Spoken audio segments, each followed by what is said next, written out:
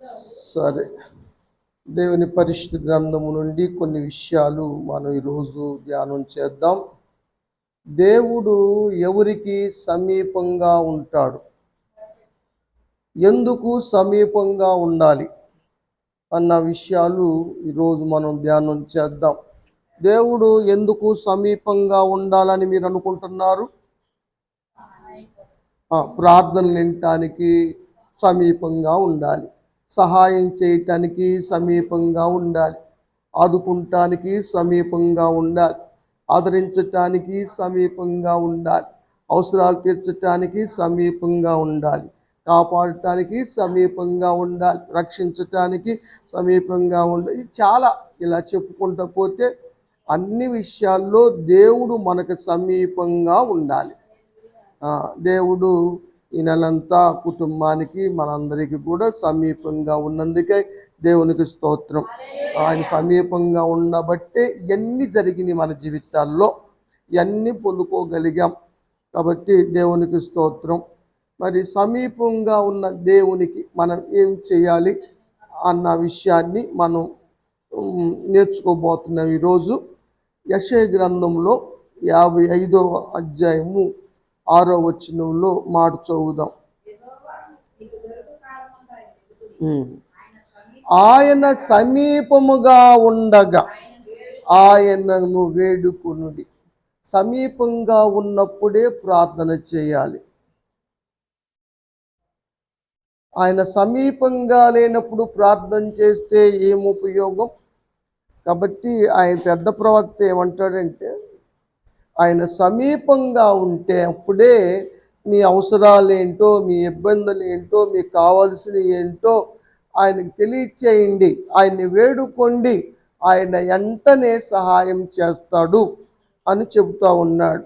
అదేవిధంగా ఈ నెలంతా కూడా ఇప్పుడు వరకు ఈ 6 నెలలు కూడా దేవుని మహాకృపను బట్టి మనకి సమీపంగా ఉండి దేవుడు మన ప్రార్థనలన్నీ విన్నాడు. అందును బట్టి దేవునికి స్తోత్రం. మరి దేవుడు చేసిన వాటిని బట్టి కూడా మనం ఆయనకి కృతజ్ఞత చెల్లించాలి. ఆశాపు చాలా కీర్తనలు రాశాడు, 12 కీర్తనలు రాశాడు. ఇందుట్లో జరగబోయే భవిష్యత్తు కీర్తనలు కూడా ఉన్నాయి. ఏదెను తోటలో ప్రవహించినటువంటి నది యూఫ్రటీస్, అది ఎండిపోయింది. ఇప్పుడు ఎన్నో వేల సంవత్సరముల క్రితం మరి స్థాపించబడి ప్రవహించి అనేక సంస్కృతులకు ఆనవాలై బబులోన్ దేశాన్ని సైతం కూడా పోషించినటువంటి గొప్ప నది, ఆ నది ఎండిపోతుందని బైబుల్ చెప్తా ఉంది. ఆ నది ఎండిపోయిన తర్వాత అక్కడ రాజులు అక్కడ యుద్ధం చేస్తారని వాక్యం ఉంది. ఇప్పుడు ఎండిందంటే యుద్ధాలు కూడా జరుగుతాయి. ఒక్కరోజు 250 కోట్ల మంది చనిపోతారు. ఇవన్నీ కూడా ఇశ్రాయేలు ప్రజలు తుడిచిపెట్టే ప్రయత్నం జరుగుతుందని ఆశాపు రాశాడు. ఆశాపు సామాన్యమైనటువంటి కీర్తనాకారుడు కాదు. ఆయన ఒక మాట రాస్తాడు 75వ కీర్తనలో, మేము నీకు కృతజ్ఞతాస్తుతులు చెల్లిస్తా ఉన్నాం, ఎందుకంటే మాకు సమీపంగా ఉన్నందుకు, సమీపంగా ఉండి కాపాడినందుకు, అవసరాలు తీర్చినందుకు, ప్రార్థన విన్నందుకు, మేలు చేసినందుకు, ఆయుష్ ఆరోగ్యాలు ఇచ్చినందుకు అన్నిటికీ కృతజ్ఞత చెల్లిస్తూ ఉన్నాం. సమీపంగా ఉన్నప్పుడే మనం వేడుకున్నాం. సమీపంగా ఉన్నాడు కనుక ఆయన మనకు కావలసిన అన్నీ కూడా జరిగించాడు. కాబట్టి కృతజ్ఞత మనం తెలియచేస్తూ ఉన్నాం కదా. మరి ఇప్పుడు వరకు దేవుడు మనకు అనేకమైన ప్రార్థనలకు దయచేసినందుకు, దేవుడు చేసినటువంటి ఉపకారమును బట్టి ఈ కుటుంబం మర్చిపోకుండా మరి కృతజ్ఞత తెలియజేస్తూ ఉన్నారు. కృతజ్ఞతను దేవుడు స్వీకరించును గాక. ఇక్కడ ఇంకొక మాట ఏం గుర్తు వస్తుందంటే, దేవుడు తమకు సమీపంగా ఉన్నాడు అనే భావన భక్తులకి ఎంతో ధైర్యాన్ని కలుగు చేస్తుంది, ఎంతో సంతోషాన్ని కలుగు చేస్తుంది. దేవుడు మాకు సమీపంగా ఉన్నాడు. అంటే మీకేమనిపిస్తుంది? ఏమ్మా? ఆ, ధైర్యం వస్తుంది. దేవుడు నిజంగా మాకు సమీపంగా ఉన్నాడు, ఆయన దూరంగా లేడు. మా శ్రమల్లో, మా బాధల్లో, మా అవసరాల్లో అన్నిటిల్లో దేవుడు మాకు ఎంతగానో సమీపంగా ఉన్నాడు అన్న భావన మనకి ఎంతో ధైర్యాన్ని కలిగిస్తుంది అన్న మాట మరొకసారి నేను జ్ఞాపకం చేస్తా ఉన్నా. కీర్తనకారుడు 145 కీర్తనలో 18 వచనం చూద్దాం. నిజముగా మొరపెట్టు వారందరికీ దేవుడు ఎవరికి సమీపంగా ఉంటాడయ్యా అంటే ప్రార్థన చేసేవారికి, అది కూడా నిజంగా మొరపెట్టు వారికి. ఇది ఏ ఉద్దేశముతో, ఏ భావముతో దావీదు అని ఉంటాడు ఈ మాట? అందరూ నిజంగా మొరపెట్టరా? ఏదో పైకేదో మొరపెడతారా? ఇక తప్పదన్నట్టుగా కూటాలు పెట్టుకొని ఇక అవసరం ఉంది, ఇక ఆయన తప్పపోతే ఇంకెవరు చేస్తారులే, అది చేద్దాంలే అన్నట్టుగా చేస్తారా? ఇక ఫార్మాలిటీగా, నామకార్థంగా ఏదో చేద్దామని చేస్తారా? నిజంగా చేస్తారా? ఏంది ఈ విధంగా ఎందుకు వాడాడు ఈ పదాన్ని దావీదు? నిజంగా మొరపెట్టే వారికి దేవుడు సమీపంగా ఉంటాడు అని రాయటములో దావీదు ఉద్దేశం ఏమై ఉంటుందంటారు? ఉండే ఉంటారు.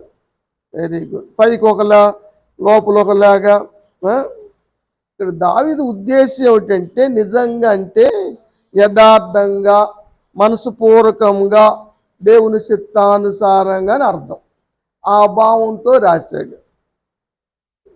నిజంగా అన్న దానిలో ఈ భావాలు ఇమిడి ఉన్నాయి. అవును, ఫీల్ అయితే అది వస్తుంది. భక్తి కలిగి చేసే ప్రార్థనలు నిజమైన ప్రార్థనలుగా ఎంచబడతాయని దావీదు భావించాడు. అవిధేయతతో చేసే ప్రార్థనలు, భక్తిహీనంగా చేసే ప్రార్థనలు నిజమైన ప్రార్థనలుగా ఎంచబడవు, అవి దేవుడు ఆలకించడు అన్న భావాన్ని వ్యక్తపరుస్తూ రాసినటువంటి వాక్య భాగము ఇదన్నమాట. ఇంకొక మాట మనం చెప్పాలంటే, భక్తిహీనుల అర్పణలు, వారి ప్రార్థనలు దేవుడు అంగీకరించడు, అవంటే ఆయనకి హేయము. భక్తి లేకుండా మనం కృతజ్ఞత చెల్లించిన దండగే, భక్తి లేకుండా ప్రార్థన చేసిన వేస్టే అన్నది ఈ యొక్క వాక్యంలో భావం. ఇది దావీదు కుమారుడు సొలొమోను గారు కీర్తనలో రాశాడు, సామెతల్లో రాశాడు. 15వ అధ్యాయము 8వ వచనం చదువుదాం. భక్తిహీనులు అర్పించే అర్పణలు యెహోవాకు హేయము, యథార్థవంతుల ప్రార్థన ఆయనకు ఆనందాన్ని కలిగిస్తుంది. అది అసలు భక్తిహీనులు ఏది చేసినా దేవునికి ఇష్టం ఉండదు. వాళ్ళు కృతజ్ఞత చెల్లించినా వేస్తే, వారు ప్రార్థన చేసినా దాడిగే. ఎందుకంటే భక్తి లేదు, యథార్థత లేదు. కాబట్టి అలాంటి వారికి దేవుడు ఎప్పుడు సమీపంగా ఉండడు అన్న విషయాన్ని ఇక్కడ మనం చూస్తూ ఉన్నాం కదా. 29వ వచనంలో కూడా ఒక మాట రాశాడు, చదువుదాం. దూరంగా ఉంటాడు, సమీపంగా ఉండడు. నీతిమంతులుగా, భక్తిపరులుగా, యథార్థవంతులుగా ఉంటే ఆయన ఆనందిస్తాడు, ప్రార్థన అంగీకరిస్తాడు, సమీపంగా ఉంటాడు. ఇదన్నమాట అసలు అక్కడ నిజంగా అన్న పదానికి అర్థాలు, భావనలు ఈ విధంగా చెప్పుకోవచ్చు. లేకపోతే అబద్ధంగా ప్రార్థన చేయటం ఏంది అన్నది కాదు. కానీ ఈ విషయంలో దావీదు ఇంకో విషయాన్ని కూడా మీకు జ్ఞాపకం చేస్తా. అదేమిటంటే 66వ కీర్తన 18వ వచనం.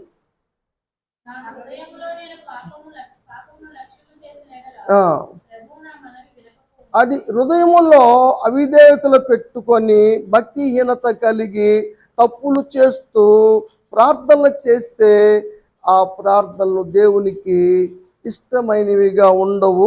కాబట్టి ఆ ప్రార్థన దేవుడు వినడు అన్నాడు దావీదు. ఆ ఉద్దేశముతోనే అక్కడ ఆ మాట వాడాడు. ఏ మాట? నిజంగా ప్రార్థన చేయటం అని. కాబట్టి అవిధేయుడుగా ఉన్నవారు ప్రార్థనలు ఆలకించబడవు. అవిధేయుల స్థానములో నిలిచి చేసే ప్రార్థనలు కూడా ఆలకించబడవు. అది దావీదు అనుభవంలో ఉన్నదే. 22వ కీర్తన, ప్రవచన కీర్తన ఇది, మీకు తెలుసు. మొదటి వచనం.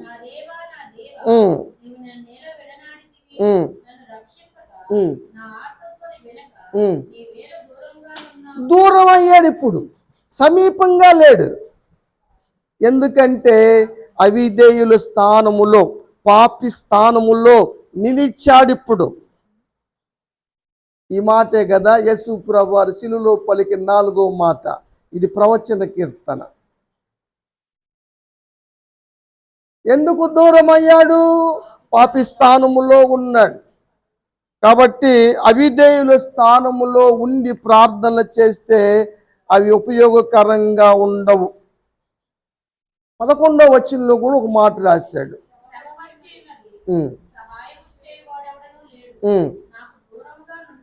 దేవుడు దూరంగా నిలిచాడు. దేవుడు సమీపంగా లేడు. ఇప్పుడు దేవుడు విడిచిపెట్టేశాడు. ఏలి ఏలి లామా సబక్తాని అంటే అదే అర్థం. ఎందుకు చేయి విడిచావు, ఎందుకు దూరంగా నిలిచావు అని అడిగిన మాట. శ్రమల్లో దేవుడు దూరంగా నిలిస్తే ఏమవుతుందండి?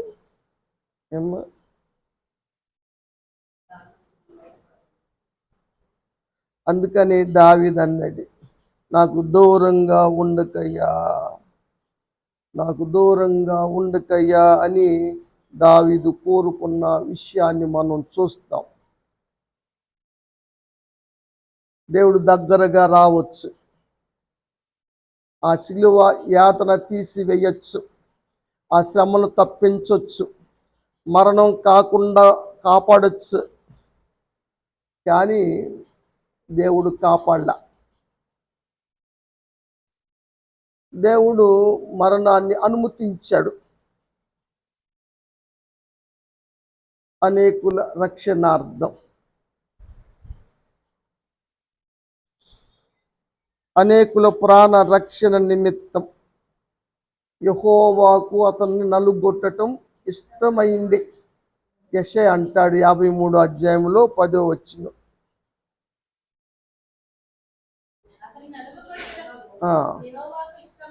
దేవుడు ఇష్టపడ్డాడు. మరణించటానికి దేవుడు ఇష్టపడ్డాడు. అంత మాత్రాన దావీదు ప్రార్థనలు అంతకుముందు ఏమి వినలేదా? ఆయన ప్రార్థనలకు ఏమి జవాబు రాలేదా? ఎన్నో ప్రార్థనలు విన్నాడు, ఎన్నోసార్లు కాపాడాడు, ఎన్నోసార్లు మేలు చేశాడు. ప్రతి ప్రార్థన విన్నాడు. ఆయన ప్రార్థనలన్నీ సఫలమైనాయి, నెరవేర్చబడ్డాయి. కానీ ఇక్కడికి వచ్చేళ్ళకే దూరం అయ్యాడు. అవిధేయతను బట్టి మరణాన్ని అనుమతించాడు అన్న విషయాన్ని ఇక్కడ మనం చూస్తూ ఉన్నాం. ఇంకా కొందరు తమ హృదయాన్ని దేవునికి దూరంగా పెట్టుకొని ప్రార్థనలు చేస్తారు, దేవునికి దూరంగా ఉంచుకొని ఆరాధన చేస్తారు. అలాంటి వాటిని దేవుడు ఇష్టపడడు. ఎందుకని అంటారు? మత్తయి సువార్తలో యేసు ప్రభువారు చెప్పిన మాట. కొంత వాక్యాన్ని మీకు నేర్పటానికి ప్రయత్నం చేస్తున్నా, అర్థం చేసుకుంటానికి. 15వ అధ్యాయం 9వ వచనం. ఈ ప్రజలు పెదవులతో, పెదాలతో ఏం చేస్తున్నారు? ఘనపరుస్తున్నారు. కానీ హృదయం ఎట్టుంది? ఇదన్నమాట నిజంగా ప్రార్థన చేయకపోవటం అంటే. పెదాలతో చేయటం, హృదయంతో కాకుండా. కాబట్టి పెదవులతో ఘనపరుస్తూ హృదయాన్ని దూరంగా ఉంచుకుంటున్నారు. ఇలాంటిది వ్యర్థమైనది అన్నారు. ఎందుకని అలా అంటే మనుషులు కల్పించినటువంటి పద్ధతులు వారు పాటిస్తూ ఉన్నారు. కొందరు ఏమనుకుంటారంటే ఇదే అదే అన్న ఉద్దేశముతో ముందుకు నడుస్తూ ఉంటారు. కానీ అలాంటి ప్రార్థనలు, అలాంటి ఆరాధనలు వ్యర్థమైనవి అని దేవుడు చెప్పాడు. కాబట్టి అలాంటి వాటి వల్ల ఏమి ప్రయోజనం ఉండదు. ఏమ్మా, వాస్తవానికి దేవుడు ఎవరికి కూడా దూరంగా ఉండేవాడు కాదు అని అపోస్తుడైన పౌలు చక్కగా రాశాడు. అపోస్తుల కార్యముల్లో 17వ అధ్యాయము 27వ వచనం లాస్ట్లో ఉంటే చూడండి.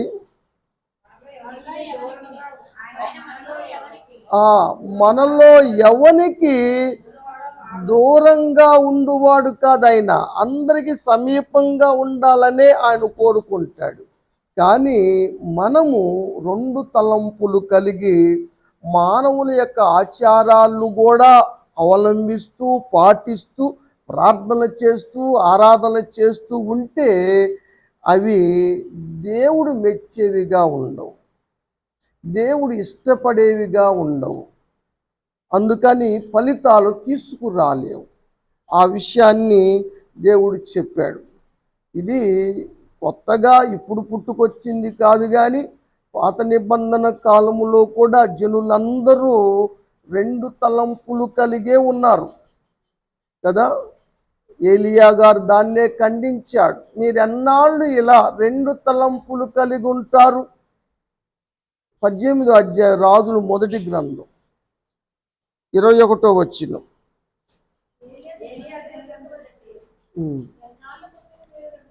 ఎన్నాళ్ళు ఇదే పద్ధతి, ఇదే ప్రాసెస్. చర్చిలో చర్చి విధానాలు పద్ధతులు పాటించటం, ఇంటికి వెళ్ళిన తర్వాత మరి అన్యుల ఆచారాలు పాటించటం దేవుని కనుదృష్టికి ఏది మరుగు కాదు. సంఘ బిడ్డలు చూడకపోవచ్చు, దైవజనుడు చూడకపోవచ్చు, కానీ దేవుడు చూస్తూ ఉన్నాడు. ఆ సత్యము తెలుసు మనకి కదా. సిస్టర్ గారు ఏమంటారంటే వాళ్ళలోకి వెళ్తే కానీ వాళ్ళు మనలోకి రారు, కాబట్టి వాళ్ళలోకి వెళ్ళిపోయారు అంటారు కదా. మనం వెళ్ళినా వెళ్ళకపోయినా మనం కాదు మార్చేది, మార్చాల్సింది ఆయన. ఆయన మారుస్తాడు, ఆయన మారుస్తాడు. ఆయన మార్చాలంటే మనం సత్యంగా నిలబడాలి. అది కష్టమైన అది వాళ్ళ పద్ధతుల్లో మనం ఎప్పుడు పాటించకూడదు, వారి పద్ధతుల్లోకి మనం ఎప్పుడు అడుగు పెట్టకూడదు. అయితే మనమే పతనమైనట్లెక్క. ఇంకా నువ్వేం మార్చగలవు, నేనేం మార్చగలం? దేవుడు మనకు దూరం అయిపోతాడు, దేవుడు దూరం అయిపోతాడు. అది ఎంత వ్యర్థం అవుతుంది, భక్తి అంతా వ్యర్థం అవుతుంది. అక్కడ బయలుదేవతలు ఉన్నారు, ప్రవక్తలు ఉన్నారు. ఎంతమంది ఉన్నారు? 450 మంది బయలు ప్రవక్తలు ఉన్నారు. అషరేదేవి యొక్క ప్రవక్తలు 400 మందులు ఉన్నారు. 850 మంది వాళ్ళకు సంబంధించిన దేవుణ్ణి కొలిచారు, వేడుకొన్నారు. కానీ అగ్ని దిగి రాలేదు. ఏలియా ప్రార్థన చేస్తేనే దేవుడు అగ్నిగా దిగి వచ్చి దహన బలిని దహించి వేశాడు, కందకములో నీళ్లను ఆవిరి చేశాడు. అప్పుడు ప్రజలందరూ ఒకే నిర్ణయానికి వచ్చారు, సత్యదేవుని తెలుసుకోగలిగారు. ఆ సత్యాన్ని మనం గమనించాలి. కాబట్టి మనం అది టేక్ ఇట్ ఈజీ పాలసీ కాదు, ఇది సైతాను బోధ.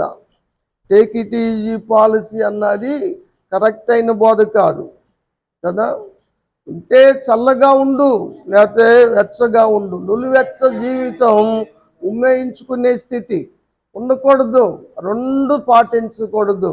అది చాలా ఇబ్బందికరం, చాలా చాలా. మైనస్ పాయింట్ అది.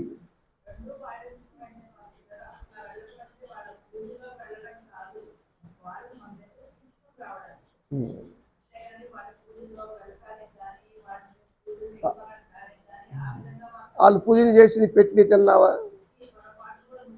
తిన్నానంటే కదరా, తిన్నాను. వాళ్ళు పెట్టిన ఏది పెట్టినా తిన్నాను, వాళ్ళు చేసిన అన్ని చేశాను అన్నా ఉంటా.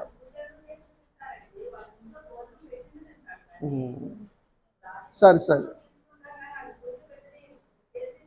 తినకూడదు. ఇంకా బాధ ఏముంది? ఇప్పుడు అదే చెబుతుంది. నేను చెబుతుంది కూడా అదే. మనకి సహవాసాలు ఉంటాయి, బంధుత్వాలు ఉంటాయి, మొహమాటాలు ఉంటాయి. కాబట్టి బంధువులు బట్టి,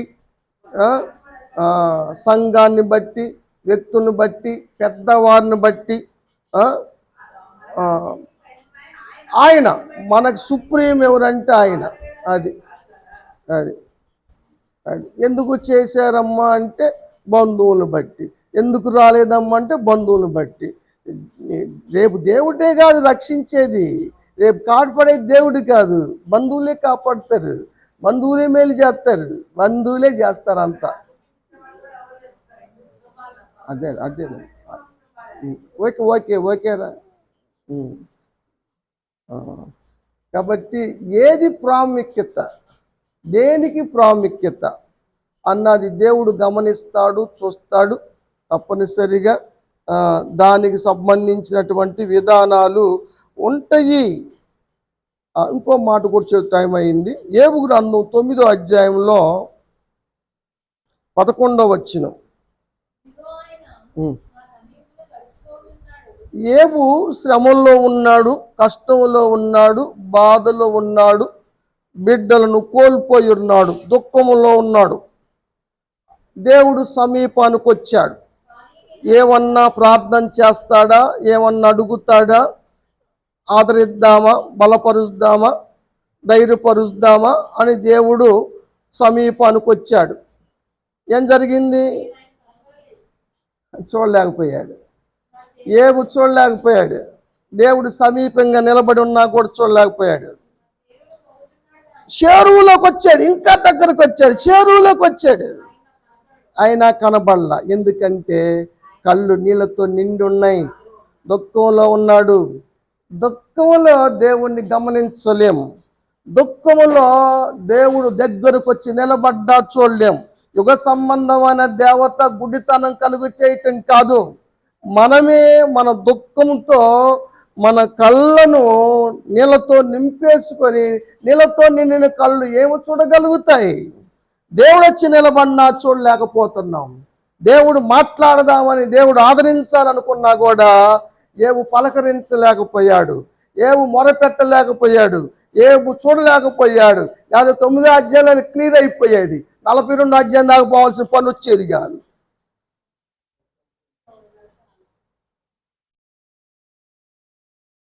ఏమ్మా ఏడతా చదివేవరా? సరే, 119వ కీర్తన 151వ వచనం.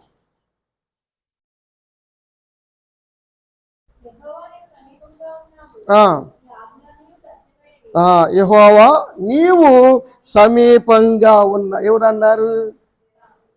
దావీదు అన్నాడు. ఏమ్మా దావీదు అన్నాడు. అంటే దావీదుకి దేవుడు సమీపంగా ఉన్నాడా లేడా? ఉన్నాడు. ఆయన ఆజ్ఞాన్ని సత్యమైన అబద్ధమైనవా? గొర్రెలు కాసేటప్పుడు సమీపంగానే ఉన్నాడు, సింహం మీదకు పోయినప్పుడు సమీపంగానే ఉన్నాడు, ఎలుగుబంటి మీదకు పోయినప్పుడు సమీపంగానే ఉన్నాడు, గొల్యాతు మీదకి వెళ్ళినప్పుడు సమీపంగానే ఉన్నాడు. మరి కుమారుడు చచ్చిపోయేటప్పుడు ఎందుకు సమీపంగా ఉండలేదు? ఇందాక 11 చదివారు, 9, 11 ఏబు గ్రంథంలో ఇంకో మాట చదవకుండా వచ్చారు. అది ఒకసారి చదవండి. 12వ వచనం. ఆయన పట్టుకుపోయాడు, 10 మందిని పట్టుకుపోయాడు. అడ్డగించగలిగిన వాడెవడు? ఏంటయ్యా నువ్వు చేసిన పని అని అని ఎవడు అక్కడ ఉన్నవాడు? చెప్పండి. ఇక్కడ ఏం అడుగుతాం ఆయన్ని? అన్నాడు. ఇప్పుడు దావీదు అడగలేకపోతున్నాడు దావీదు. 12వ అధ్యాయం సమూయేలు 2వ గ్రంథం 19వ వచనం లాస్ట్. బిడ్డ చనిపోయేనా అని దావీదు అడిగాడు సేవకులను.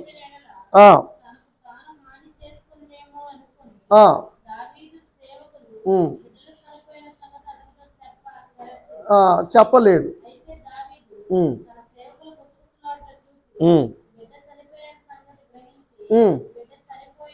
అడిగాడు, బిడ్డ చనిపోయాడా? చనిపోయాడు అన్నారు. ఏంటయ్యా, ఎంత పని చేశావు, నువ్వు సమీపంగా ఉండే దేవుడు కదా, ఎన్నిట్లో నన్ను కాపాడావు. పిల్లోడు ఏం తప్పు చేశాడు, ఏ నేరం చేశాడు, ఏం పాపం చేశాడు? చేసింది నేను కదా, అవిధేయుని నేను కదా, మరి వాడేం చేశాడని తీసుకెళ్ళు నువ్వు అని అడిగాడా? ఏం చేశాడు? లేచాడు, స్నానం చేసేసాడు, తలకు నూనె రాసుకున్నాడు, కొత్త బట్టలు వేసుకున్నాడు, దేవుని మందిరానికి వెళ్ళాడు, ప్రార్థన చేశాడు, ఇంటికి వచ్చాడు, అన్నం పెట్టండి అన్నాడు. ఇదే మైండ్ పోయింది దావీదుకి అని అందరూ అనుకుంటున్నారు.